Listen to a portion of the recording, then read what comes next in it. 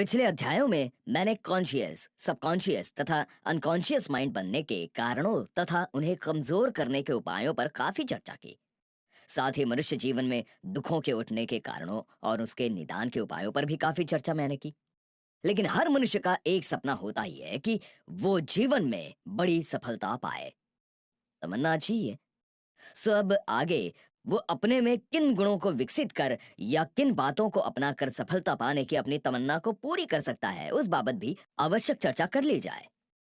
और उस चर्चा को प्रारंभ करने से पूर्व मैं आपका ध्यान प्रकृति व आपके बीच के फर्क की ओर आकर्षित करना चाहूंगा। दोनों में सबसे बड़ा फर्क समय व शक्ति को लेकर है। जहां प्रकृति का अरबों वर्ष का इतिहास है, वहीं आपके पास बमुश्किल 80 या 100 वर्ष हैं। और उसमें भी बचपन, बुढ़ापा और जवानी के हजार रोने हैं।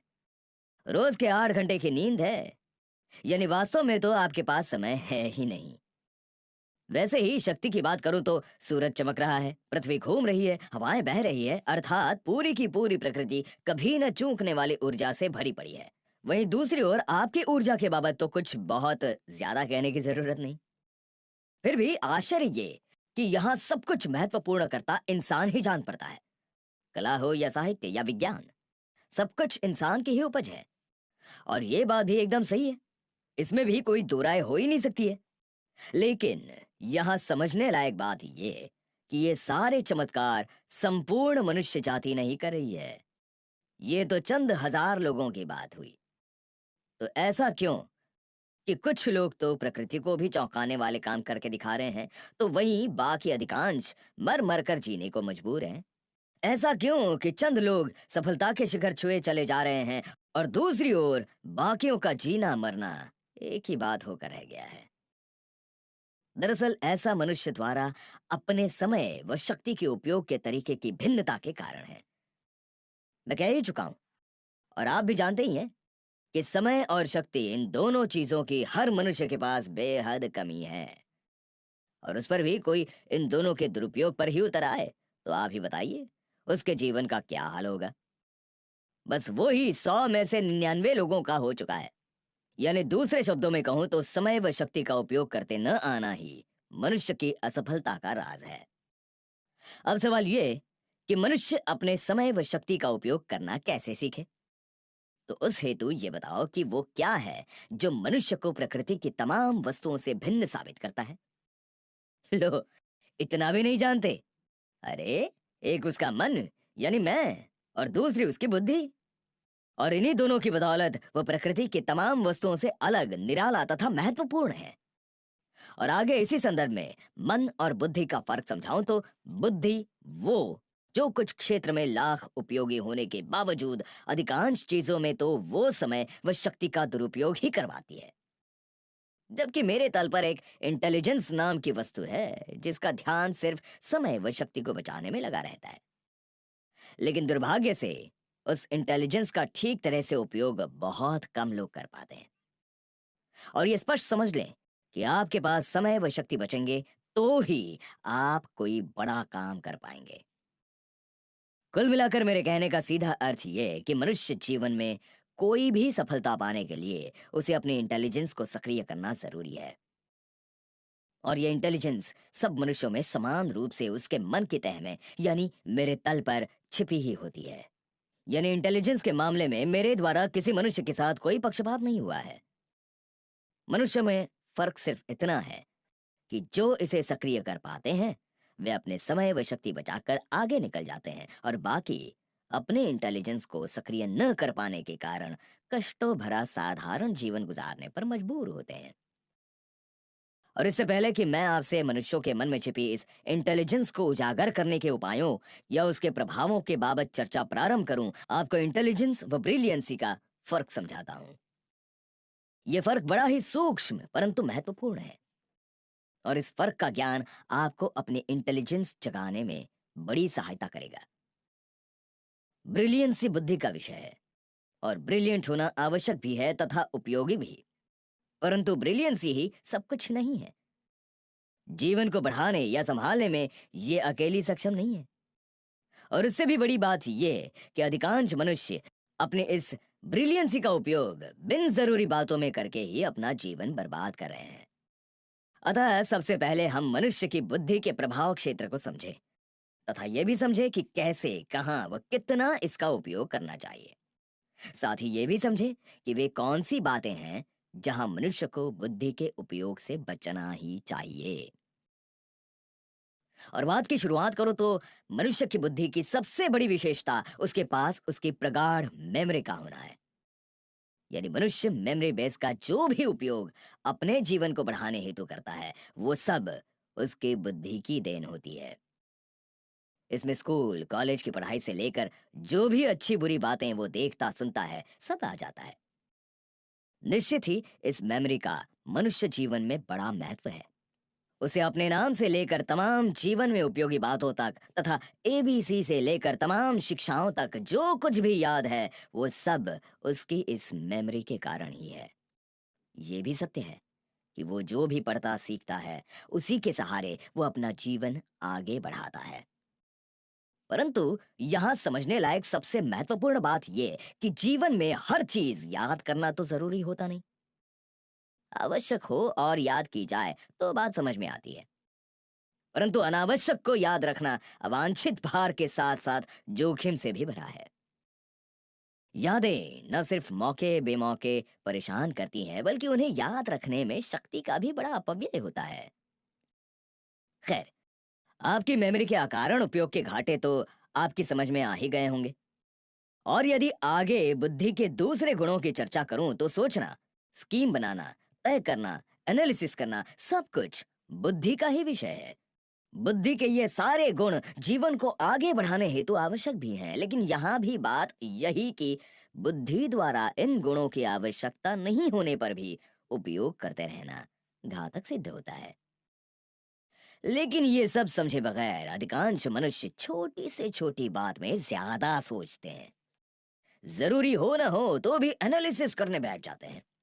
बस इसी से सब शक्तिहीन हो गए हैं। और ऐसा शक्तिहीन व थका थका मनुष्य जीवन में कुछ करे भी तो कैसे? यानी कुल मिलाकर कहने का तात्पर्य यही कि बुद्धि के उपयोग तो बहुत हैं, परंतु मनुष्य की बुद्धि को समय व शक्ति का कोई ज्ञान नहीं। अतः वो कई अनावश्यक वस्तुओं में भी इन दोनों की बर्बादी करवाती रहती है। स्पष्ट कहूं तो बुद्धि की सबसे बड़ी दिक्कत यह है कि उसे हर चीज आवश्यक जान पड़ती है। अतः वो जो चीज सामने आए उसे जानने, याद करने और उसकी एनालिसिस करने में लग जाती है।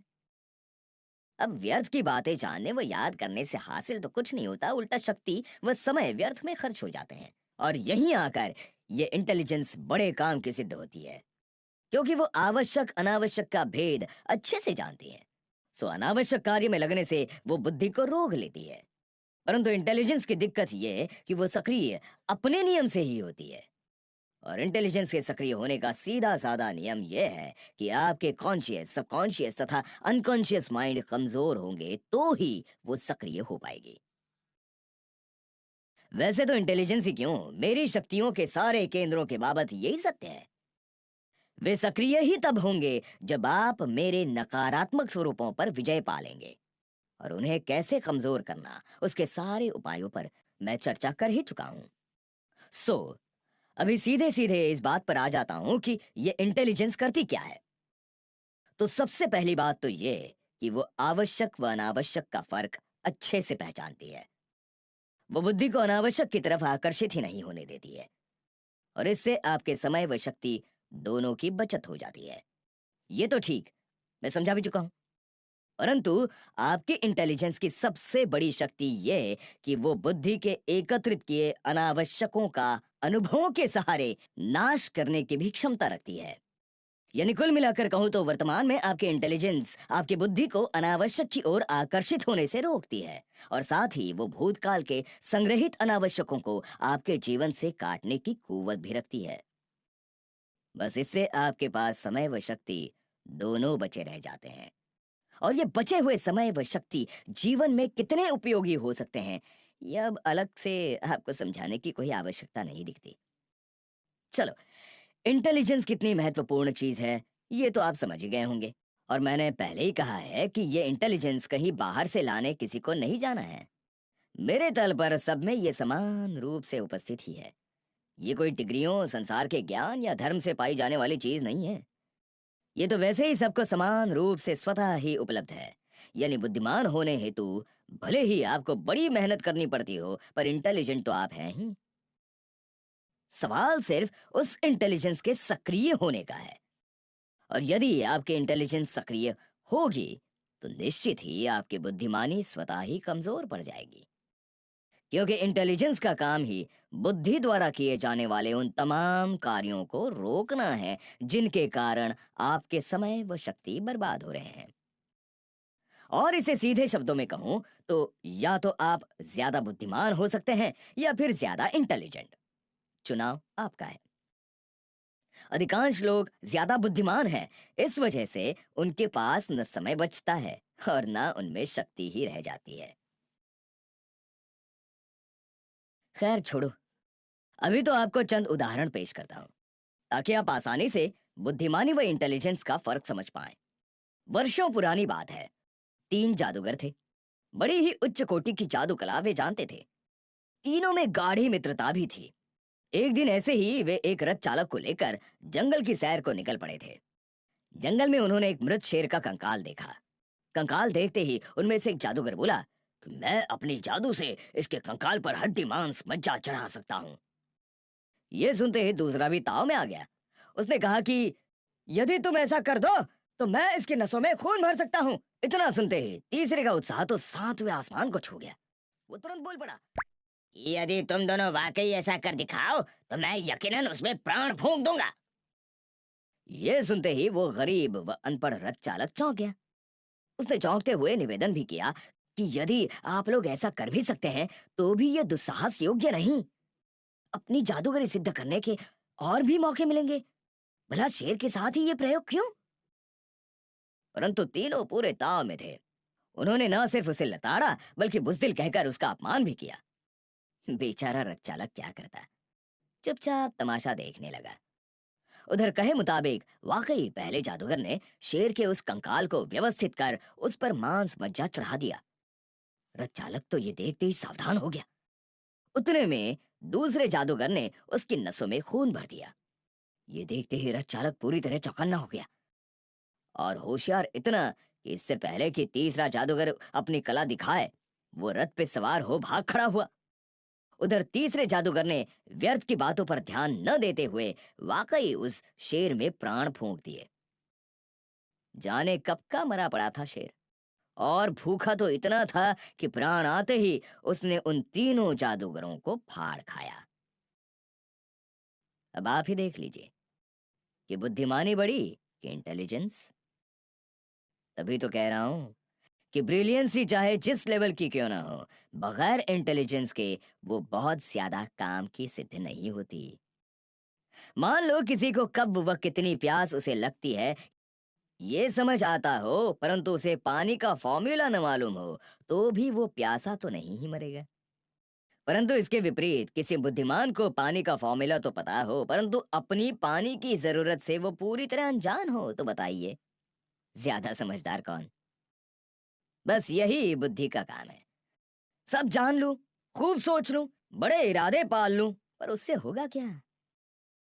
ये सब चीजें उपयोगी हैं, परंतु लिमिट में की गई हो तो, जरूरत पहचान कर की गई हो तो। दरअसल जीवन बढ़ाने के लिए अपनी छोटी छोटी जरूरतें जानना ज्यादा आवश्यक है, बजाय कि उटपटांग हजारों बड़ी बातें मालूम करने के। वैसे ही जो भी जानकारियां, जो कोई भी शिक्षा या जिस किसी भी विषय का आप ज्ञान एकत्रित कर रहे हो, कृपा कर पहले अपनी साधारण इंटेलिजेंस से इतना तो सोच ही लीजिए कि वो आपके जीवन को बढ़ाने हेतु आवश्यक है भी या नहीं। क्योंकि आपके हर प्रयास की एक कीमत है। उस हेतु आपको ना सिर्फ श्रम करना पड़ता है बल्कि अपना बहुमूल्य समय भी उसमें देना होता है, और आपके पास समय है ही कितना। चलो मैं उपरोक्त बात को एक महान संत श्री रामकृष्ण परमहंस के जीवन के एक दृष्टांत से समझाने की कोशिश करता हूँ। उन दिनों रामकृष्ण का आश्रम एक नदी किनारे बसा हुआ था। एक दिन सुबह सुबह वे हमेशा की तरह आश्रम के बाहर बैठे बैठे अपने शिष्यों से चर्चा कर रहे थे। तभी एक अकड़ू सन्यासी वहां पहुंचा। वो भी उसी गांव का रहने वाला था, और कारण चाहे जो हो, वो सदैव रामकृष्ण के विरोध में ही रहता था। ये सब तो ठीक, परंतु महत्वपूर्ण बात ये कि वो पिछले कई वर्षों से पानी पर चलने की कला सीखने में लगा हुआ था, और आज उसने उसमें सफलता भी पा ली थी। बस इसी खुशी में वो रामकृष्ण को नीचा दिखाने आ पहुंचा था। और कहने की जरूरत नहीं कि वो आगे क्या करना ये पूरी तरह तय करके ही आया हुआ था। बस उसने आते ही बड़ी अकड़ भरी आवाज में रामकृष्ण को संबोधित करते हुए पूछा, आप इतने बड़े ज्ञानी बनते हैं, पानी पर चलना जानते भी हैं कि नहीं? रामकृष्ण ने बड़ी सीधी भाषा में कहा, नहीं मेरे भाई, मैं पानी पर चलना नहीं जानता हूँ, परंतु जीवन में उसके बगैर मेरा काम अटक भी नहीं रहा है। हाँ, जमीन पर चलना मैं अच्छे से जानता हूँ, और वो मुझे रोजमर्रा के उपयोग में भी आता है। इस पर सन्यासी थोड़ा और तनते हुए बोला, अपनी कमजोरी को अच्छे शब्दों में छिपाने की कोशिश मत करो। मेरी बात सुनो, मैं पानी पर चलने की कला जानता हूँ। इस पर वहां उपस्थित सारे शिष्य बुरी तरह चौंक गए, लेकिन रामकृष्ण बड़ी अजीब निगाहों से उसे देखने लगे। यही नहीं, उन्होंने बड़ी जिज्ञासा जताते हुए सीधे कहा, यदि वाकई पानी पर चलना जानते हो तो दिखाओ, हम भी तुम्हारी इस कला का आनंद लेना चाहेंगे। बस ये सुनते ही वो अकड़ू सन्यासी सबको नदी किनारे ले गया। वो वाकई चलकर दूसरे किनारे तक गया भी और वापस लौट भी आया। सबके सब आश्चर्य से भर गए, लेकिन सबके विपरीत रामकृष्ण बड़े मुस्कुराते हुए उसकी आंखों में झांकने लगे। सन्यासी को बात समझ में नहीं आई, न तारीफ न कुछ, खड़े खड़े मुस्कुरा रहे हैं। उसने बेचैनी पूर्वक रामकृष्ण के इस हास्य का मतलब समझने की कोशिश भी की, परंतु रामकृष्ण ने उसे तो कोई उत्तर नहीं दिया। लेकिन हाँ, तत्काल उन्होंने किनारे पर जाते हुए एक नाविक से दूसरे किनारे तक घूम आने की इच्छा व्यक्त की। अब नाविक का तो ये व्यवसाय ही था। वो तुरंत नाव पर बिठाकर रामकृष्ण को चक्कर लगवा कर ले आया। उधर सन्यासी समेत सारे शिष्यगण रामकृष्ण की इस हरकत से चौंक उठे थे, परंतु इधर रामकृष्ण तो बड़ी शान से नाव से उतरे और उस नाविक से इस घुमाने का दाम पूछा। नाविक ने 2 पैसे मांगे, रामकृष्ण ने दे दिए। फिर पलटकर उस सन्यासी के कंधे पर हाथ रखते हुए बोले, मित्र, ये बताओ कि ये कला सीखने में तुम्हें कितने वर्ष लगे? वो बोला, 20 वर्ष। ये सुनते ही रामकृष्ण जोर से हंस दिए, और हंसते हंसते ही बोले, 20 वर्षों के अथक प्रयास के बाद कला सीखी भी तो 2 पैसे वाली। यही गलती हर मनुष्य दोहराता है। वो इस छोटे से जीवन में समय का मूल्य जानता ही नहीं है। मनुष्य ये समझता ही नहीं है कि जो दूसरों के लिए आवश्यक हो, वो जरूरी नहीं कि उसके लिए भी आवश्यक हो।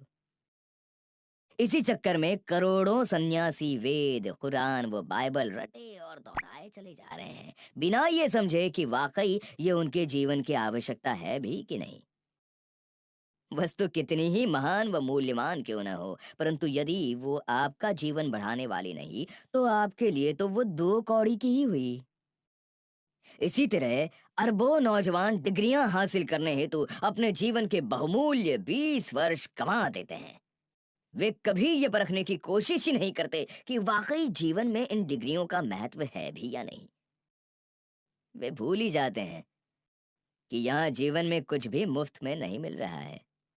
अतः जीवन में कुछ भी हासिल करने हेतु समय व शक्ति लगाने से पूर्व आपको आपके जीवन में उसका महत्व अवश्य जान लेना चाहिए। कहीं आपकी सारी कोशिश व्यर्थ ही न जा रही हो। अतः जो मनुष्य किसी भी प्रकार के कोई भी प्रयास से पूर्व प्रयास से प्राप्त होने वाले परिणाम की उपयोगिता तथा व्यय होने वाले समय व शक्ति के गणित को माप तौल लेता है, वही इंटेलिजेंट है। बाकी सब परम ज्ञानी। यहां सीधा गणित आप एक बार फिर समझ लेना कि जीवन को आगे बढ़ाने हेतु समय व शक्ति दोनों चाहिए, और वो दोनों आपके पास सीमित हैं। और सच कहूं तो इंटेलिजेंट मनुष्य का अर्थ ही यह है कि उसे अपने समय व शक्ति का ठीक जगह पर उपयोग करते आता है। जबकि बुद्धिमान वो है जो बात बात पर और बेकार की बातों में अपना बहुमूल्य समय व शक्ति गंवाता रहता है, और जीवन में जब ऐन वक्त पर आवश्यकता होती है तब ऐसे बुद्धिमानों के पास न तो समय होता है और ना ही शक्ति। मैं बार बार ये इसलिए कह रहा हूं कि जिन्होंने भी बड़ी सफलताएं पाई हैं उन्होंने क्षण क्षण का उपयोग कर ही पाई है। हजारों अनावश्यक कार्य में लगने वाली अपनी ऊर्जा बचाकर पाई है।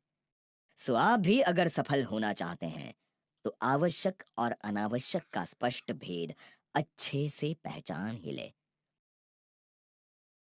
और इसी संदर्भ में एक और बात समझ लेना कि इस पूरी प्रक्रिया में आपकी बुद्धि का ही अधिकतम योगदान है।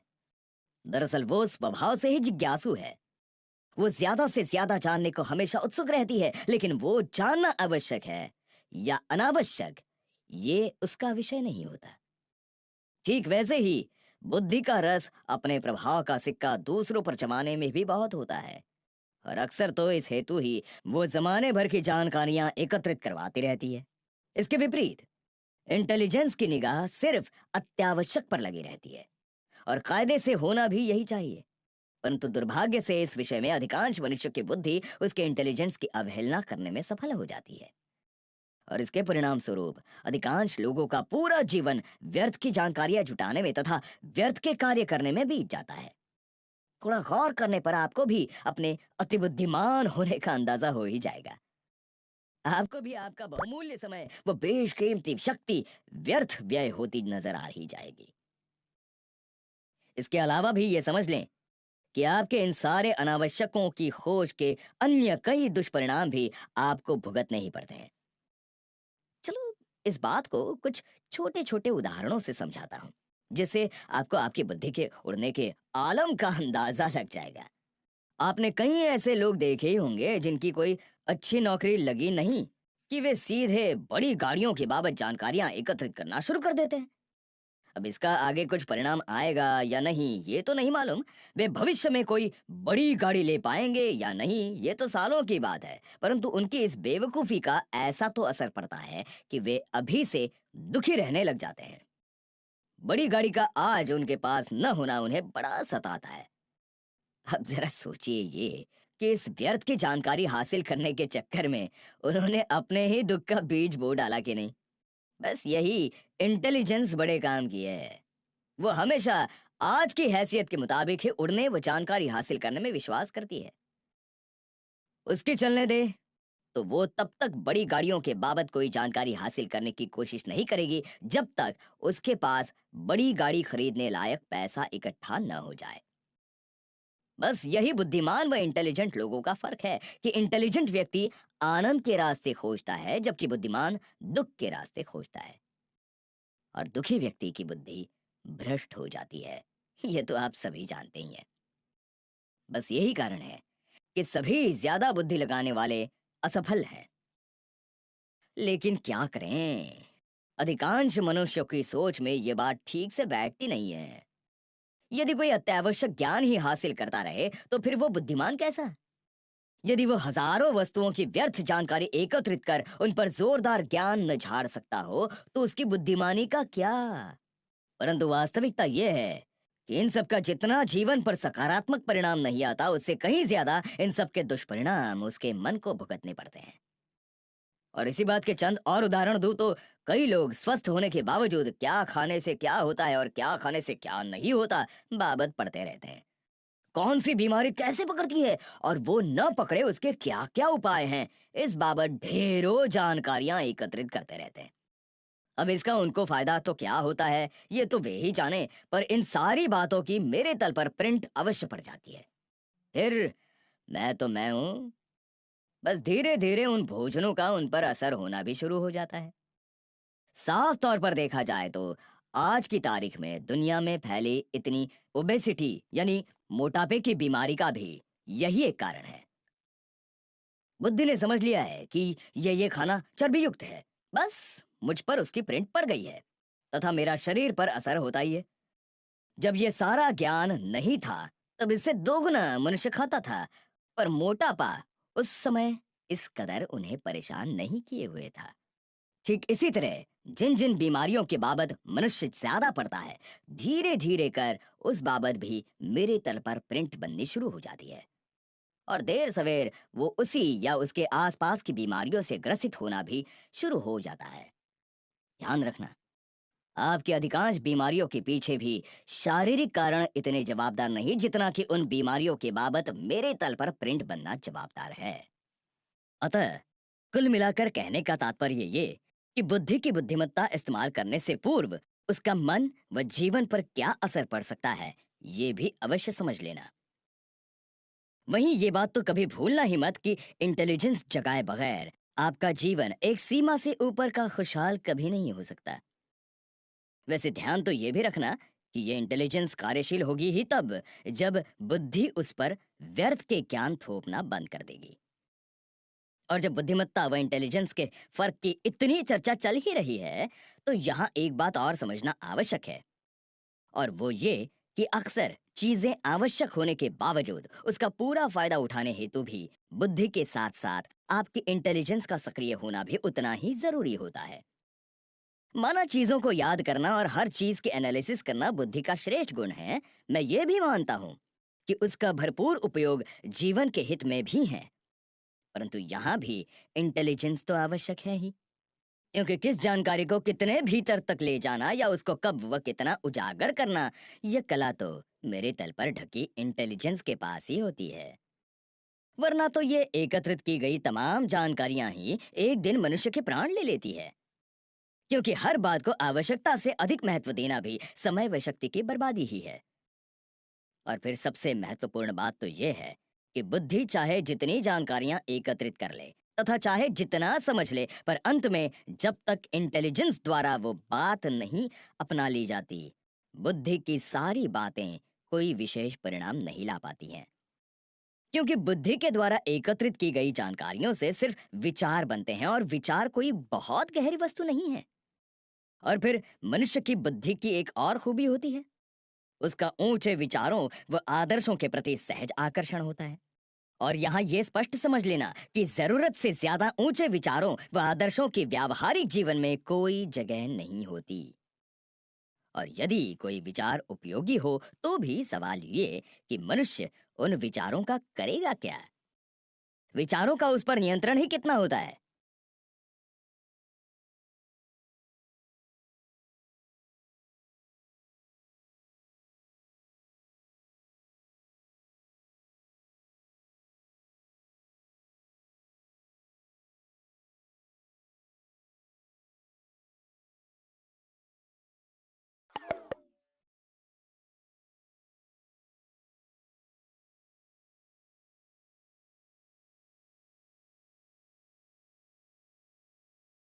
मैं